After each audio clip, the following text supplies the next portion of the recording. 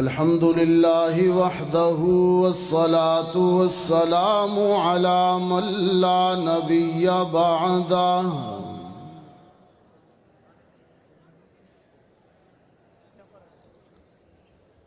وعلى آله وأصحابه الذين أوفوا عهده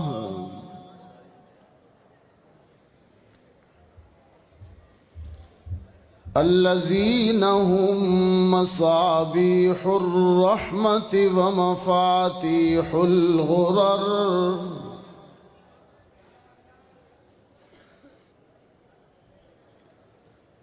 أعوذ بالله من الشيطان الرجيم بسم الله الرحمن الرحيم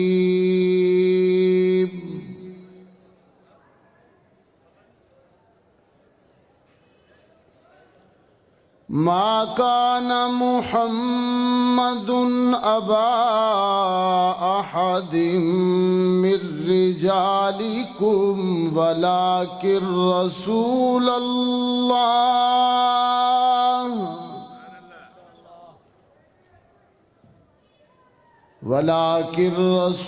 الله وخاتم النبيين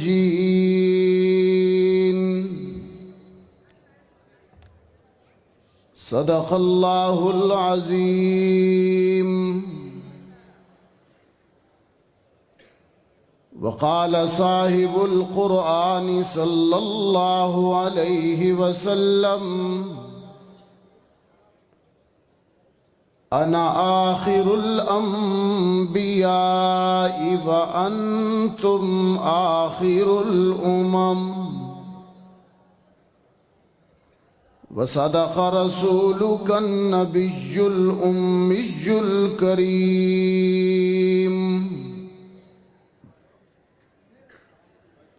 ونحن على ذلك لمن الشاهدين والشاكرين والحمد لله رب العالمين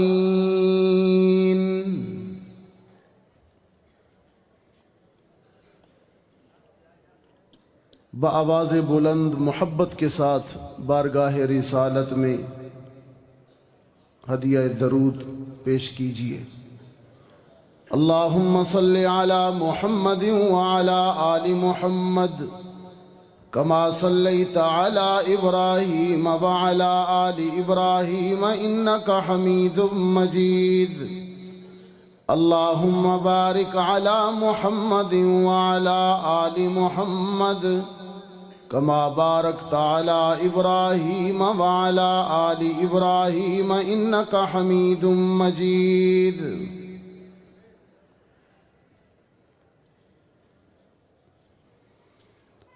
واجب التکریم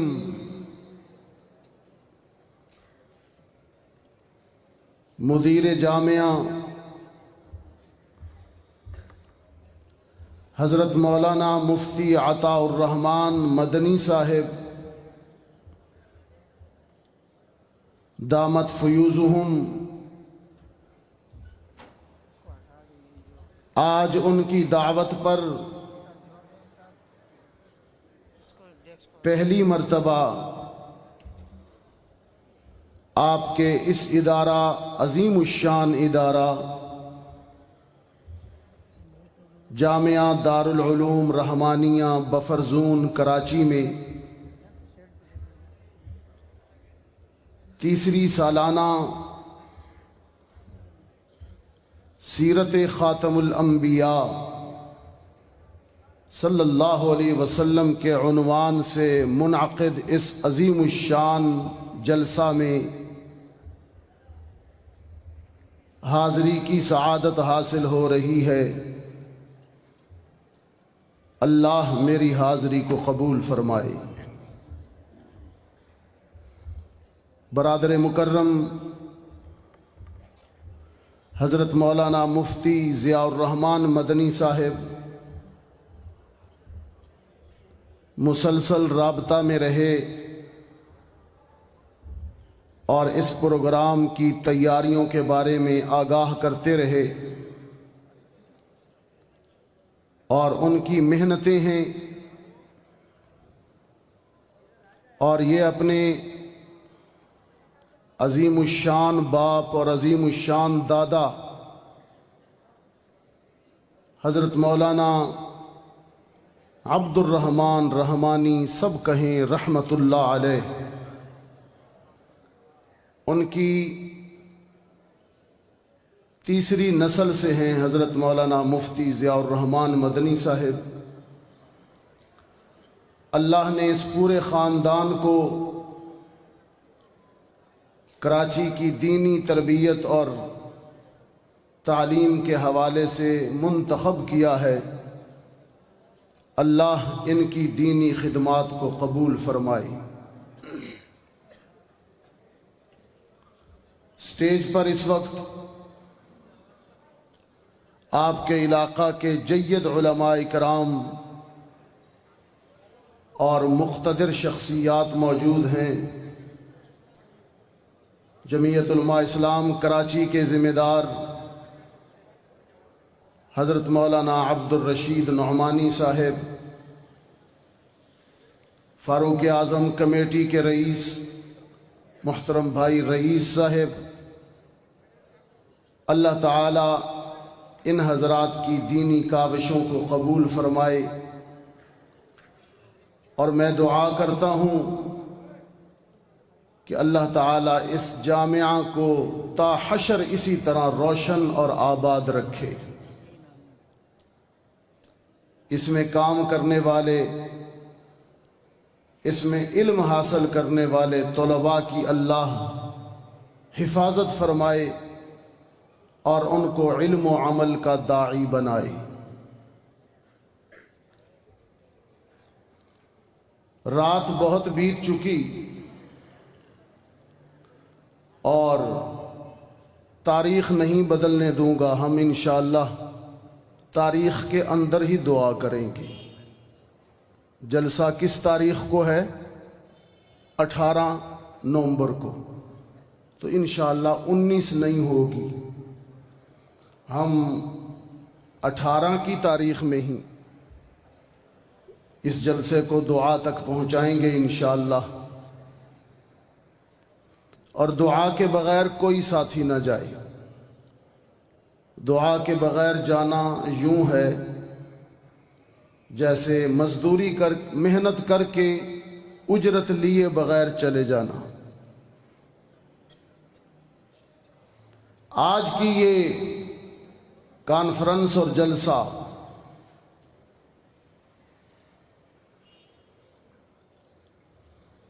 خاتم الانبیاء صلی اللہ علیہ وسلم، بلند آواز سے صلی اللہ علیہ وسلم کی سیرت پر منعقد ہوا اور تیسرا سالانہ جلسہ ہے دارالعلوم رحمانیہ کا۔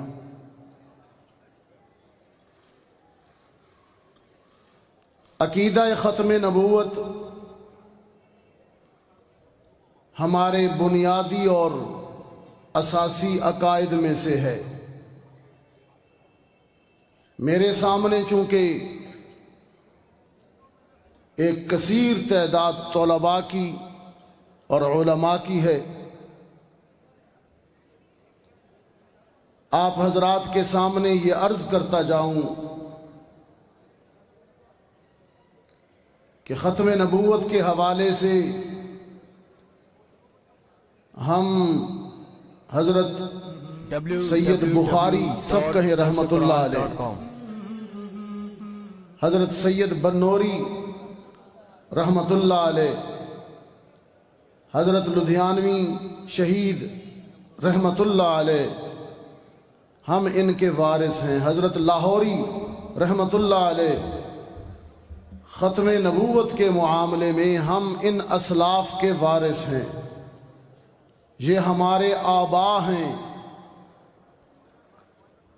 حضرت سید عطا اللہ شاہ بخاری رحمت اللہ علیہ فرمایا کرتے تھے کہ مجھے زندگی کے صرف یہی مقاصد ہیں کہ اللہ کی عبادت کرتا رہوں، محمد عربی کی اطاعت کرتا رہوں، قرآن کی تلاوت کرتا رہوں، ختم نبوت کی حفاظت کرتا رہوں اور انگریز سے بغاوت کرتا رہوں۔ یہ حضرت شاہ جی کا وہ قول ہے، اور ختم نبوت کے لیے حضرت شاہ صاحب کی جو خدمات ہیں، میری اس نوجوان نسل، ہمارے آج کے دینی طلباء اور فضلاء بہت کم واقف ہیں، کیونکہ آپ نئے لوگ ہیں، لیکن اس اپنی شاندار ماضی اور شاندار روایت کو ضرور یاد رکھیں۔ شاہ صاحب فرمایا کرتے تھے، بخاری پڑھو تم اپنے شیخ الحدیث سے، مسلم پڑھو اپنے استاذ الحدیث سے، ہدایہ پڑھو اپنے فقہ کے استاد سے، لیکن دو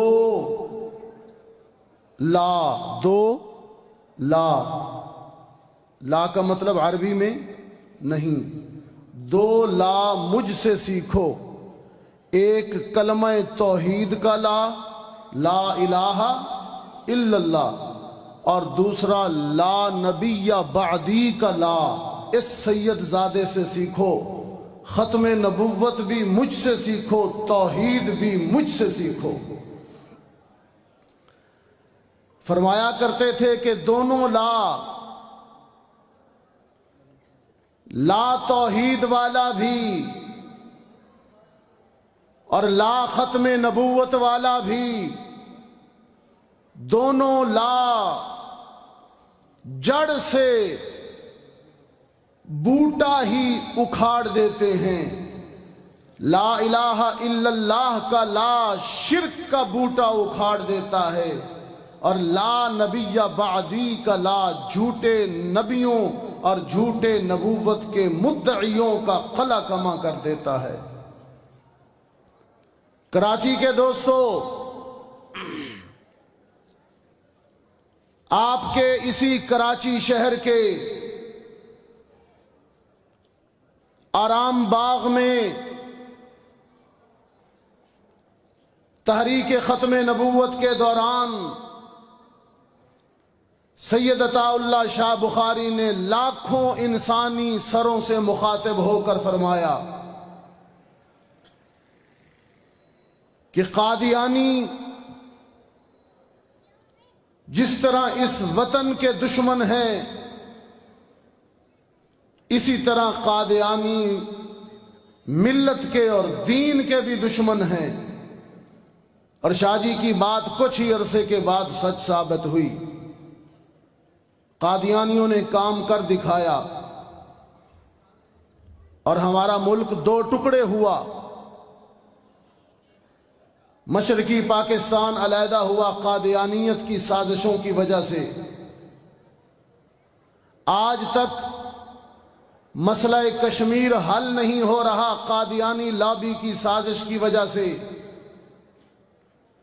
ہمارے ملک کے اکثر و بیشتر حکمران جنہوں نے ختم نبوت کے لیے کام کیا، خواہ وہ ذوالفقار علی بھٹو ہو، صدر ضیاء الحق ہو، یا پہلا وزیر اعظم لیاقت علی خان ہو، یہ سب قادیانی سازش کا شکار ہو کر شہید ہوئے۔ اور فرمایا کرتے تھے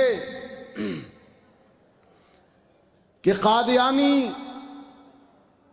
وطن کے بھی دشمن ہیں، دین کے بھی دشمن ہیں، اور پھر بڑے عشق و مستی کے لہجے میں کہا کرتے تھے کہ آسمان سے، ستاروں سے بھی زیادہ بلند، پہاڑوں سے بھی زیادہ مضبوط دلائل میرے نانا محمد عربی کی ختم نبوت پر موجود ہیں۔ اور ترنگ میں اور مستی میں ختم نبوت کی اس دلیل کو اپنے انداز میں پڑھا کرتے تھے۔ اور عزیز طلباء، ختم نبوت کی یہ سب سے پہلی اور مضبوط دلیل ہے جو حق تعالی شانہ نے قرآن حکیم میں ارشاد فرمائی ہے،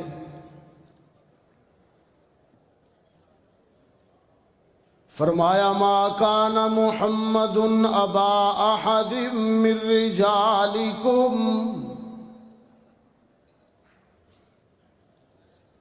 ولکن رسول اللہ وخاتم النبیین۔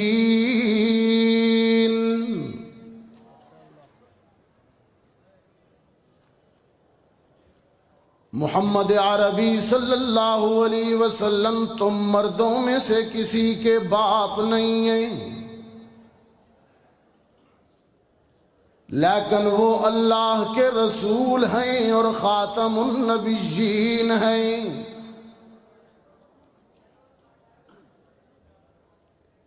ما کان محمد ابا احد من رجالکم ولیکن رسول اللہ وخاتم النبیین۔ میرا رسول مردوں میں سے کسی کا باپ نہیں، ہاں بیٹیاں 4 ہیں۔ حضور کی کتنی بیٹیاں ہیں؟ 4 ہیں۔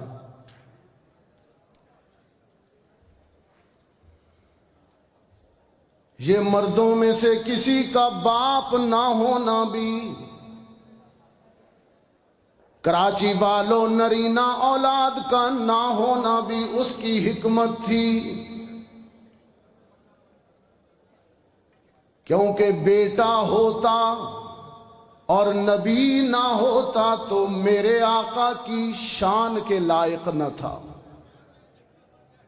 لوگ کہتے کہ ابراہیم کا بیٹا اسماعیل نبی ہے، دلیل یاد رکھیے گا، دلیل یاد۔ میں آج طلباء والی باتیں کر رہا ہوں، ٹھیک ہے؟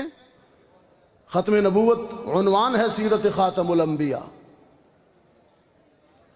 ابراہیم علیہ السلام کا بیٹا اسماعیل اور اسحاق نبی ہے، داؤد کا بیٹا یحییٰ نبی ہے، سلیمان نبی ہے اور زکریا کا بیٹا یحییٰ علیہ السلام یہ نبی ہے۔ اگر محمد عربی کا کوئی جوان بیٹا ہوتا اور نبی نہ ہوتا تو دنیا والے کہتے ان کا بیٹا ہے، نبی نہیں ہے۔ میں نے اس لیے اپنے محبوب سے اپنی حکمت کے تحت بنوت لے لی۔ بنوت کس کو کہتے ہیں؟ بیٹے کو، ابنیت کو۔ میں نے اپنے نبی سے بنوت لے لی، ختم نبوت دے دی۔ ہاں میں نے بنوت لے لی، ختم نبوت دے دی۔ باقی سارے انبیاء نبی تھے، لیکن آمنہ کلال تو آخری نبی ہے۔ اور ایسا نبی ہے اللہ نے اپنی حکمت کے تحت سرکار دو عالم صلی اللہ علیہ وسلم کو نرینہ اولاد جوانی تک نہیں دی۔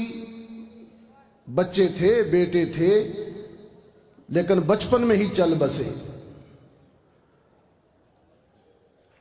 نرینہ اولاد تو نہیں تھی، لیکن روحانی اولاد اصحاب مصطفیٰ کی صورت میں، شاگردان مصطفیٰ کی صورت میں، صحابہ کی صورت میں اولاد دے دی، اور ایسی اولاد دی کہ محمد عربی کے دین کو جب ضرورت پڑی تو اس اولاد نے تن کے کپڑے بھی وار دیے، گھر کے برتن بھی لٹا دیے، مخمل کے لباس اتار کر ٹاٹ پہن لیے، بٹنوں کی جگہ کانٹے اوڑھ لیے۔ یہ کیسی اولاد؟ روحانی اولاد، اس قسم کی جان دینے والی۔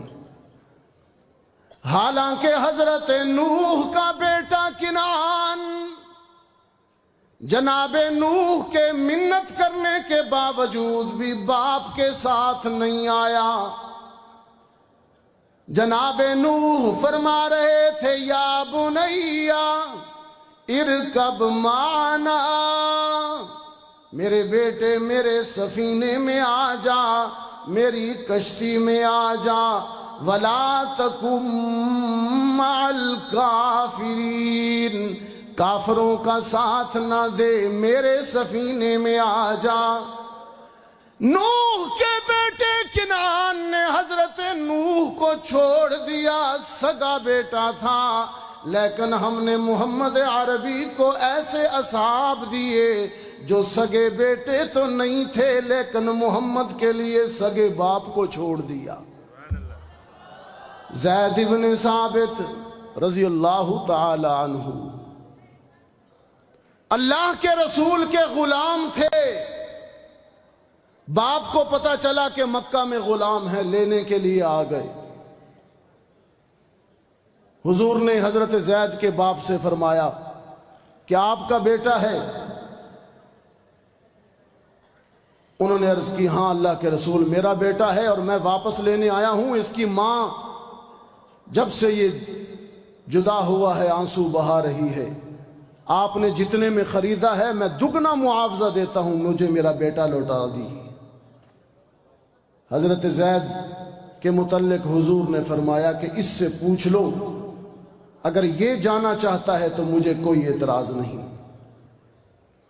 باپ نے کہا بیٹا اب تو تیرے آقا نے بھی اجازت دے دی ہے، آؤ چلیں، تیری ماں بے قرار ہے، انتظار کر رہی ہے۔ حضرت زید نے عرض کی ابا جان میری ماں کو اور میری بہنوں کو میرا پیغام دینا کہ زید اپنے گھر میں بہت خوش ہے، جو محبت اور جو رحمت میں نے محمد عربی کے دامن میں دیکھی ہے وہ شفقت تو میں نے باپ کے سائے میں بھی نہیں دیکھی۔ میں آپ جیسے ہزاروں باپ چھوڑ سکتا ہوں لیکن محمد عربی کا دامن نہیں چھوڑ سکتا۔ کراچی کے دوستو، اگرچہ نرینہ اولاد نہیں تھی لیکن اصحاب رسول کی صورت میں اللہ نے محمد عربی کو ایسے بیٹے عطا کیے جنہوں نے محبت رسول میں اور عشق رسول میں اپنے باپ کو چھوڑ دیا۔ ایک گستاخ نے تانا مارا تھا دور رسالت میں کہ ان کی بیٹیاں ہیں بیٹا نہیں ہے، بیٹا نہیں ہے تو ان کی نسل بھی نہیں چلے گی اور ان کا نشان مٹ جائے گا۔ اس پر اللہ کے رسول دکھی ہوئے، حق تعالی شانہ نے اپنے محزون اور مغموم پیغمبر کو قرآن کریم میں تسلی دیتے ہوئے فرمایا انا اعطیناک الکوثر، انا اعطیناک الکوثر، میرے پیغمبر آپ کفار کے تانے پر نہ جائیے، یہ دیکھیے کہ ہم نے آپ کو کیا کچھ عطا کیا ہے۔ انا اعطیناک الکوثر، میرے پیغمبر حوض کوثر کے ساقی آپ ہیں، ختم نبوت کے تاجدار بھی آپ ہیں، میرے پیغمبر معراج کی عظمتیں بھی آپ کے دامن میں ہیں، آپ کے لباس کی اداؤں کو میں نے قرآن کی آیات بنایا ہے، میرے پیغمبر آپ حسن و جمال میں نقطہ انتہا پر ہیں، میرے پیغمبر آپ صاحب لولاک ہیں، آپ وجہ وجود کائنات ہیں، آپ میرے پیغمبر اللہ کے برگزیدہ پیغمبر ہیں، رسول ہیں، آپ مسجد اقصی میں نبیوں کے امام ہیں، میرے پیغمبر آپ ہادی کل ہیں، دانائے سبل ہیں، فخر رسول ہیں، میرے پیمبر آپ شمس الضحیٰ ہیں، بدر الدجا ہیں، آپ بلغ العلا ہیں، آپ کشف الدجا ہیں، آپ صاحب قاب قوسین او ادنا ہیں، آپ مکین گنبد خضرا ہیں، میرے پیمبر آپ حبیب کبریا ہیں، میرے پیمبر آپ احمد مجتبی ہیں، آپ محمد مصطفیٰ ہیں۔ میرے پیمبر انا اعطیناک الکوثر، ہم نے آپ کو حوض کوثر عطا کیا ہے، ہم نے آپ کو خیر کثیر عطا کیا ہے۔ آپ اپنا مقام تو دیکھیے پیمبر، میں نے حضرت آدم علیہ السلام سے لے کر حضرت عیسیٰ علیہ السلام تک کسی نبی کی نبوت پر عرش بری سے قسم کھا کر گواہی نہیں دی، لیکن تیری نبوت پر عرش بری سے قسم کھا کر گواہی دے رہا ہوں۔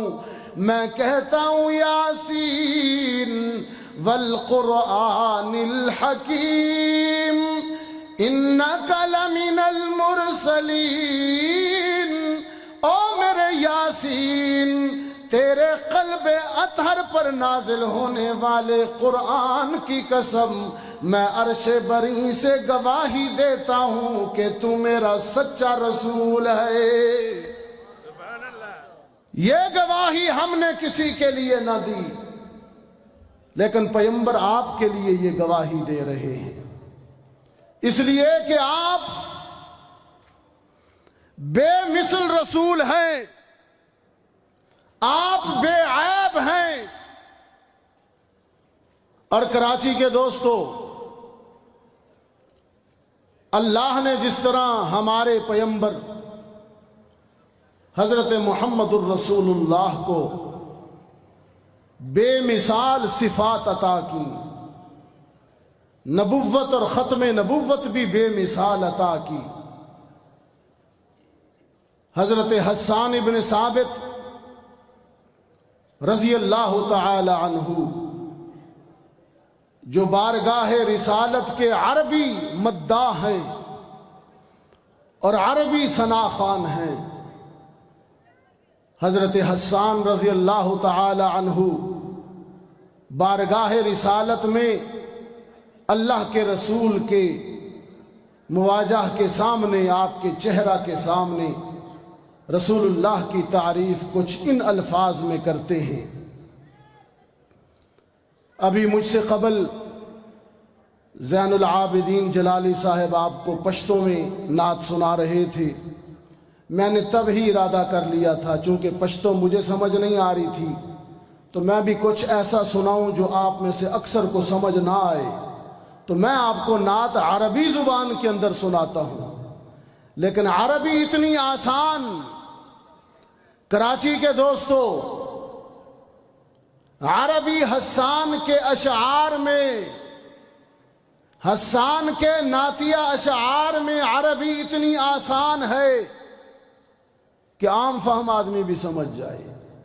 سورۃ فاتحہ سے بھی آسان عربی اور رسول اللہ کی شان۔ حسان عرض کرتے ہیں اللہ کے رسول کے سامنے کہ لم یخلق الرحمن مثل محمدی ابدا وعلمی انہ لا یخلق۔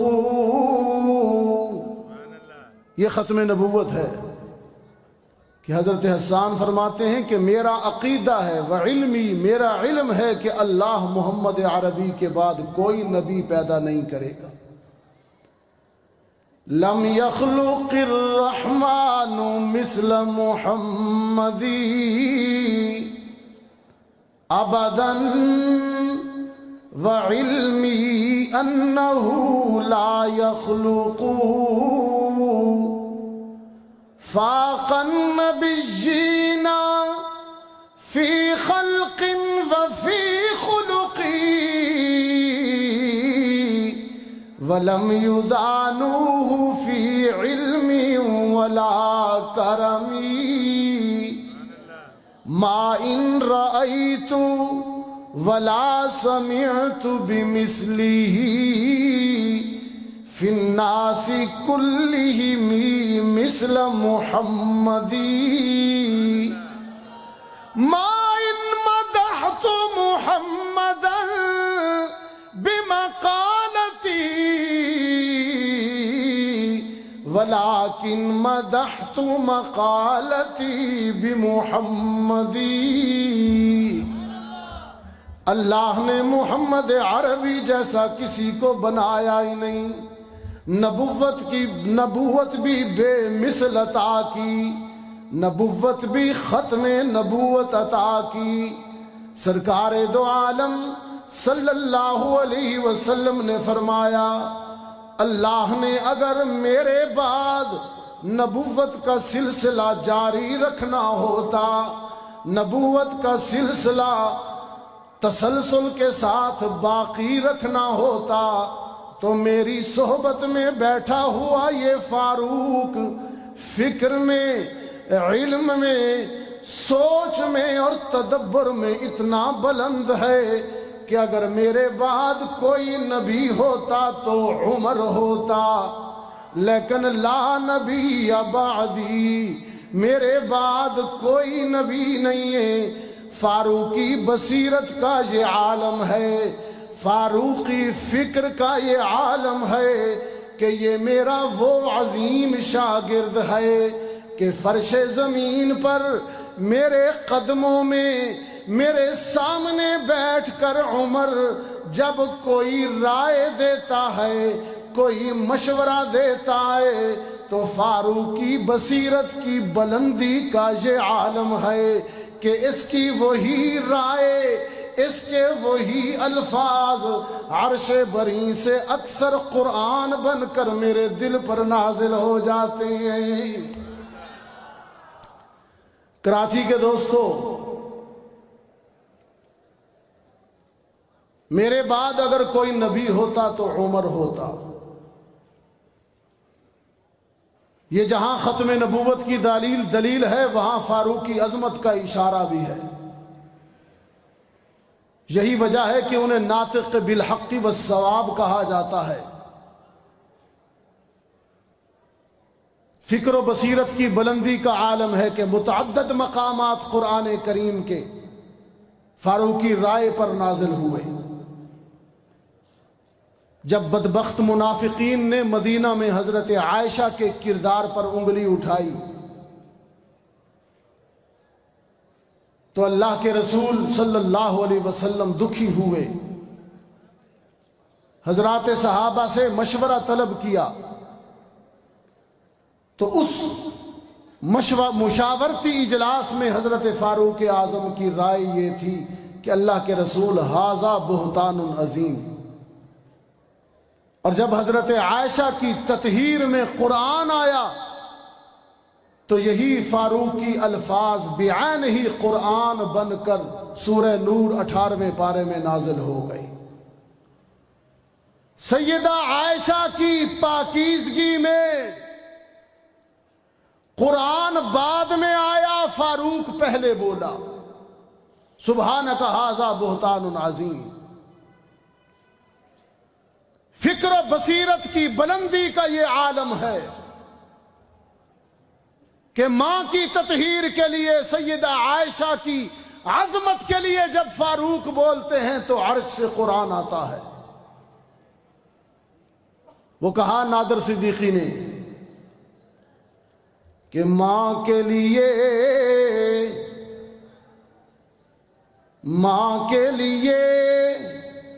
بے خوف و خطر بول رہا تھا، ماں کے لیے بے خوف و خطر بول رہا تھا، قدوس کے الفاظ بشر بول رہا تھا،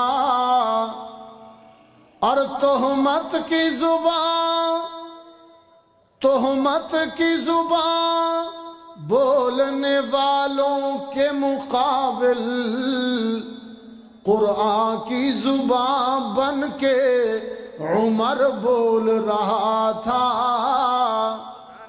سبحانک ھذا بہتان عظیم۔ ختم نبوت کے سلسلے میں قرآن کی یہی دلیل ہے کہ ما کان محمد ابا احد من رجالکم ولکن رسول اللہ وخاتم النبیین۔ اور ذخیرہ احادیث کی بہت سی دلیلوں میں سے ایک مضبوط دلیل یہ ہے کہ اللہ کے رسول نے فرمایا کہ نبوت کا سلسلہ جاری ہوتا تو فاروق نبی ہوتا۔ فاروق اعظم اس کردار کے اور اس بصیرت کے حامل صحابی ہیں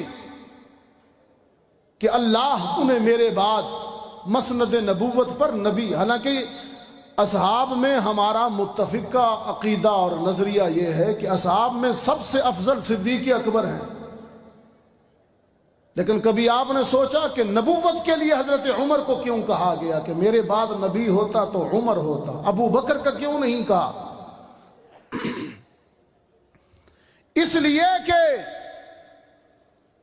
مجموعی صفات میں سب سے افضل صدیق اکبر ہیں، لیکن اگر اللہ سلسلہ نبوت کو جاری رکھتا تو اس خصوصی صفت میں فاروق اعظم کا کوئی ثانی نہیں ہے۔ اللہ نے وحی کو سمجھنے کی جو صلاحیت، وحی کو پرکھنے کی جو استعداد فاروق اعظم کو عطا فرمائی، وہ حلقہ اصحاب میں کسی اور کو نہیں عطا فرمائی۔ اس خاص شان کے حامل ہیں فاروق اعظم۔ اور میں اپنی آج کی اس گفتگو کو ان الفاظ پر فاروقی فکر کو خراج تحسین پیش کرتے ہوئے ختم کرتا ہوں کہ آقا عمر، راہبر عمر، مرشد عمر، مولا عمر، برتر عمر، بالا عمر، اعلی عمر، اولا عمر، ما بعد ختم المرسلین کوئی نبی آنا نہیں، ما بعد ختم المرسلین کوئی نبی آنا نہیں، اور یہ سلسلہ چلتا اگر تو ایک نبی ہوتا عمر۔ باد بہاری کی طرح گزرا عراق و شام سے، ابر کرم بن کر اٹھا ایران پر برسا عمر۔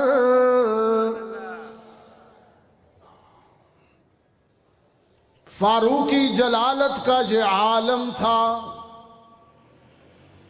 کہ دور خلافت میں 22 لاکھ مربع میل کا حکمران ہونے کے باوجود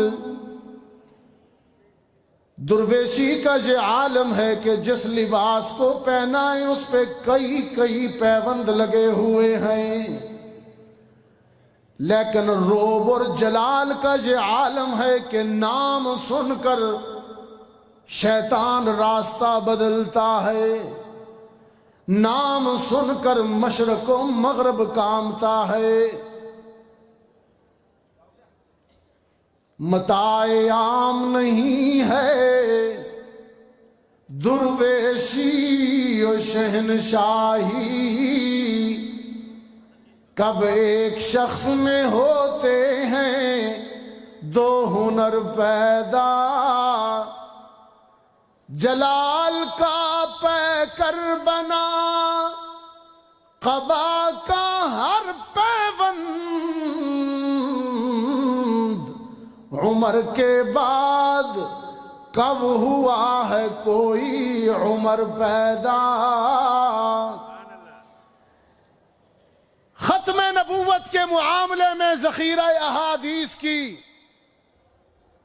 بہت سی دلیلوں میں سے مضبوط ترین دلیل یہ بھی ہے کہ اللہ کے رسول صلی اللہ علیہ وسلم نے یہ بھی فرمایا، جب ایک نرینہ اولاد میں سے ایک بیٹا حضرت ابراہیم چھوٹا انتقال کر گیا، آپ نے فرمایا کہ اگر میرا یہ بیٹا بھی زندہ ہوتا تو اللہ اسے جوانی پر نبوت عطا کرتا، لیکن اللہ نے میرے اس بیٹے کو بچپن میں ہی اپنے جوار رحمت میں اس لیے لے لیا کہ لا نبی بعدی، میرے بعد کسی نبی نے نہیں آنا۔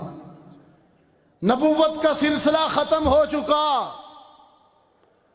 رسالت منقطع ہو چکی ہے، اور اس محاذ پر امت نے سب سے زیادہ قربانی دی ہے۔ ختم نبوت کا سب سے پہلا چور اور ڈاکو جس نے نبوت پر نقب لگائی اور نبوت کا جھوٹا دعویٰ کیا، صدیقی دور کے اندر اس کے خلاف مسلمانوں نے حضرت ابو بکر صدیق کی خلافت میں تلوار اٹھائی، اور اس جنگ کے اندر ہزاروں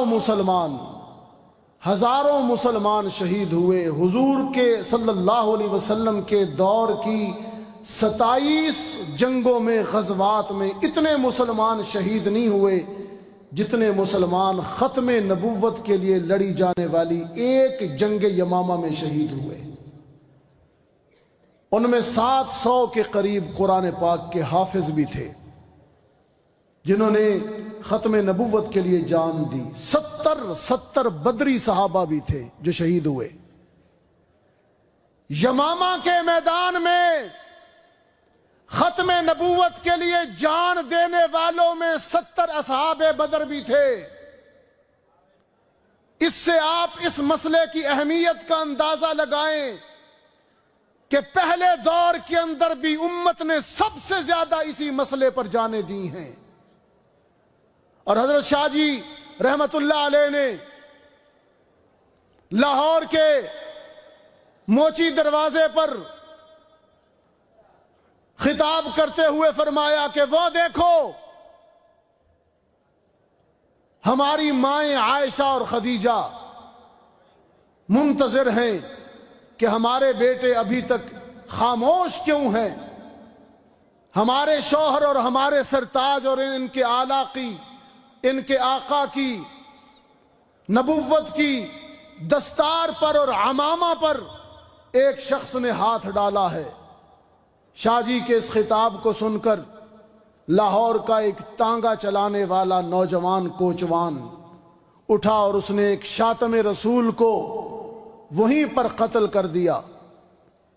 سزائے موت ہوئی عدالت سے۔ بانی پاکستان قائد اعظم محمد علی جناح نے اس کا مقدمہ لڑا، بچانے کی کوشش کی۔ بانی پاکستان نے کہا علم دین سے کہ تم صرف اتنا کہہ دینا عدالت میں کہ میں ہوش میں نہیں تھا جب قتل کیا، سزائے موت سے میں بچا لوں گا۔ علم دین نے بانی پاکستان سے کہا تم کہتے ہو کہ میں بیان دوں کہ میں ہوش میں نہیں تھا، اور میں کہتا ہوں میں ہوش میں ہی اس دن تھا۔ اس دن مجھ پر حقیقت کھلی تھی، میرا ہوش ہی اسی دن تھا۔ یاد رکھیے اس امت نے ختم نبوت کے معاملے پر بڑی قربانیاں دی ہیں۔ اس معاملے کو ہلکا اور آسان نہ لیا جائے۔ یہ معاملہ ہمارے عقیدے کا مسئلہ ہے۔ جب تک کسی ایک مومن یا ایک مسلمان کے کندھے پر سر ہے، اس وقت تک کوئی ختم نبوت کی طرف میلی آنکھ سے دیکھ بھی نہیں سکتا۔ اس سلسلے میں ہم قائد جمعیت حضرت مولانا فضل الرحمان صاحب دامت برکاتہم العالیہ، ان کے دست بازو ہیں، انشاءاللہ سب ہاتھ بلند کر کے کہیں ختم نبوت کی حفاظت کے لیے ہم ہر وقت تیار ہیں۔ ہم قائد جمعیت کے ساتھ ہیں۔ انشاءاللہ العزیز اس محاذ پر بھی ہم انشاءاللہ کامیاب ہوں گے۔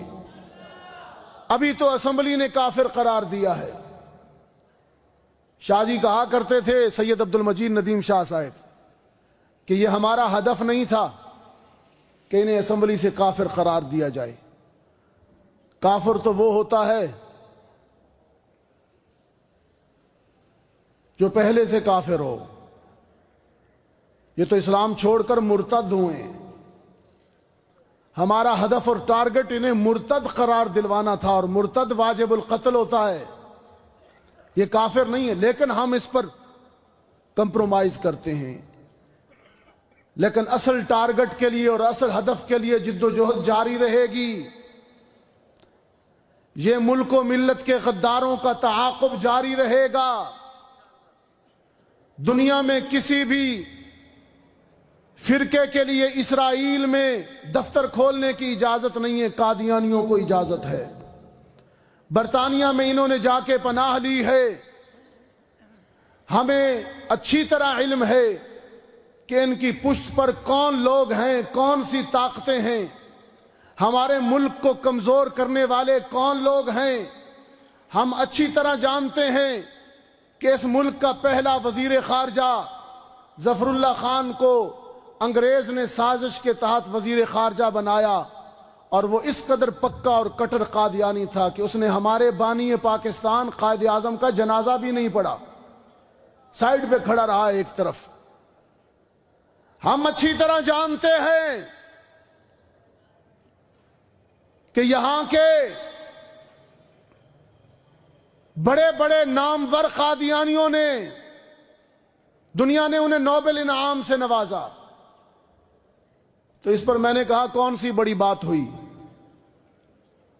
کافروں نے کافر کو دیا نا نوبل انعام، تو وہ پہلے بھی دیتے ہیں۔ باقی جتنے نوبل انعام ملے وہ کون سے کوئی ہمارے علماء کو ملے ہیں یا مسلمانوں کو ملے ہیں؟ کافروں نے اپنوں کو ہی دینا تھا نا جی۔ یہ خدمات نہیں ہیں۔ اصل چہرہ اس کا یہ دیکھیے کہ اس نے پاکستان کی دھرتی پر رہنا بھی پسند نہیں کیا، اور ہمارے ملک کے نادان حکمران اس کا نام لیتے نہیں تھکتے، وہ یہاں آنا پسند نہیں کرتا تھا۔ یاد رکھیے، ہمارا پڑوسی ملک انڈیا اور ہندوستان، ہزاروں ہندوؤں میں فرقے ہیں، لڑتے ہیں، فرقہ واریت ہے، لیکن ہندوستان آج تک دو ٹکڑے نہیں ہوا، اس لیے کہ ان میں غدار نہیں ہیں۔ پاکستان اپنی پیدائش کے ٹھیک 20-25 سال بعد دو ٹکڑے ہوا، اس لیے کہ کلیدی اور اہم عہدوں پر غدار بیٹھے ہوئے تھے، قادیانی بیٹھے ہوئے تھے۔ اس فتنے کو سمجھیے، اس کے لیے آپ کوشش بھی کیجئے، علماء کا ساتھ بھی دیجئے۔ اللہ تعالیٰ میری حاضری کو قبول فرمائے۔ چونکہ جلسہ سیرت خاتم الانبیاء کا تھا، ختم نبوت کے سلسلے میں ضروری گزارشات کرنا میں اپنا فرض سمجھتا تھا۔ اللہ میری حاضری کو قبول فرمائے۔ وآخر دعوانا ان الحمد للہ رب العالمین۔ اللہم صلی علی سیدنا و مولانا محمد وعلی آل سیدنا و مولانا محمد وبارک وسلم۔ ربنا آتنا فی الدنیا حسنہ وفی الآخرۃ حسنہ وقنا عذاب النار۔ یا اللہ، جامعہ دارالعلوم رحمانیہ بفرزون میں یہ جو خوبصورت اہتمام ہوا، یا اللہ اس کو قبول فرما۔ بڑا خوبصورت عنوان دیا گیا، سیرت خاتم الانبیاء۔ یا اللہ ہمیں سیرت خاتم الانبیاء کو، مسئلہ ختم نبوت کو، عقیدہ ختم نبوت کو سمجھ کر اس کے لیے اپنی اپنی ذمہ داریوں کو ادا کرنے کی توفیق عطا فرما۔ اس دور کے اندر یہ عقیدہ اور مسئلہ بہت مزید اہمیت اختیار کر گیا ہے۔ نوجوان نسل کو خصوصاً اس کی اہمیت اور نزاکت سے آگاہ کرنا بہت ضروری ہے۔ فتنے سر اٹھا رہے ہیں، پورا طاغوت اور پوری دجالی طاقت اس فتنے کی پشت پر ہے۔ یا اللہ ہم مسلمانوں کو اس کے مقابلے میں ہمت اور طاقت عطا فرما۔ ہمارے اسلاف نے، ہمارے اکابر نے اپنا کام کر دیا۔ حضرت مفتی محمود، حضرت مفتی بنوری، حضرت لاہوری، حضرت عطا اللہ شاہ بخاری، حضرت داؤد غزنوی، حضرت لدھیانوی شہید، اور حضرت گولڑا والے پیر مہر علی شاہ صاحب گولڑوی، حضرت شاہ احمد نورانی صاحب، ان سب حضرات نے اپنا اپنا حصہ ڈالا ختم نبوت کے سلسلے میں۔ یا اللہ یہ ہمارے اکابر تھے، ہمارے اسلاف تھے، ہم ان کے بعد ان کے جانشین ہیں۔ یا اللہ ہمیں بھی اس مسئلے کی نزاکت اہمیت کو سمجھ کر اس کے لیے کام کرنے کی توفیق عطا فرما۔ یا اللہ اس سلسلے میں جتنے مسلمان کوششیں کر رہے ہیں یا اللہ ان کی تو مدد فرما۔ کفر اگرچہ اسباب کے لحاظ سے، وسائل کے لحاظ سے، طاقت کے لحاظ سے بہت زیادہ ہے، طاقتور ہے۔ یا اللہ تو ہمیں بھی ہمت عطا فرما، ہمیں بھی عزم عطا فرما، ہمیں غازی علم دین کا عزم عطا فرما، ہمیں بخاری کا عزم عطا فرما، ہمیں لاہوری کی ہمت عطا فرما۔ یا اللہ ان اسلاف کے ساتھ ہمیں وابستہ رہنے کی توفیق عطا فرما۔ اس ادارہ کو یا اللہ تا حشر ادا فرما۔ ادارہ کے بانی حضرت مولانا عبد الرحمن رحمانی صاحب نور اللہ مرقدہ جو یہ خوبصورت گلدستہ بنا گئے، اور ان کے بیٹے حضرت مولانا مفتی عطاء الرحمن مدنی صاحب جو محتمم ہیں اور بڑی خوبصورتی سے اس کو چلا رہے ہیں، برادرم حضرت مولانا مفتی ضیاء الرحمن مدنی صاحب اتنا بڑا گلشن سجایا ہے، اس کا اہتمام کر رہے ہیں۔ یا اللہ اس کو دین کا قلعہ بنا، عقائد کا قلعہ بنا۔ یا اللہ اس کی حفاظت فرما۔ تمام ملک کے اندر پوری دنیا میں جتنے بھی دینی مدارس ہیں سب کی حفاظت فرما۔ یا اللہ سب کو اسلام کا قلعہ بنا۔ یا اللہ ہمارے ایک بھائی سرفراز صاحب انہوں نے دعا کے لیے تمام لوگوں سے کہا ہے، یا اللہ ان کی حاجات کو پورا فرما، تمام بیماروں کو شفا نصیب فرما۔ یا اللہ یہ بڑی بابرکت مجلس ہے، ختم نبوت کی مجلس ہے، اور ختم نبوت یا اللہ مقدس ترین عقیدہ ہے، اس امت کی قیادت کی ضمانت دینے والا عقیدہ ہے، اس امت میں اساس اور بنیاد کا عقیدہ ہے۔ یا اللہ اس عقیدے پر گفتگو کرنے کے لیے حضرت مولانا عطاء الرحمن مدنی نے یہ اتنا بڑا اہتمام کیا۔ یا اللہ اس مجلس کی برکت کے صدقے تمام بیماروں کو شفا نصیب فرما، تمام بے اولادوں کو نیک اولاد نصیب فرما۔ یا اللہ ہمیں قرآن کریم سے وابستگی نصیب فرما، ہماری دعاؤں کو قبول فرما۔ یا اللہ ہم سب کو اپنے دین کی خدمت کے لیے قبول فرما۔ سبحان ربک رب العزت عما یصفون وسلام علی المرسلین والحمد للہ رب العالمین وصلی اللہ علی النبی الأمی وعلی آلہ واصحابہ اجمعین برحمتک یا ارحم الراحمین۔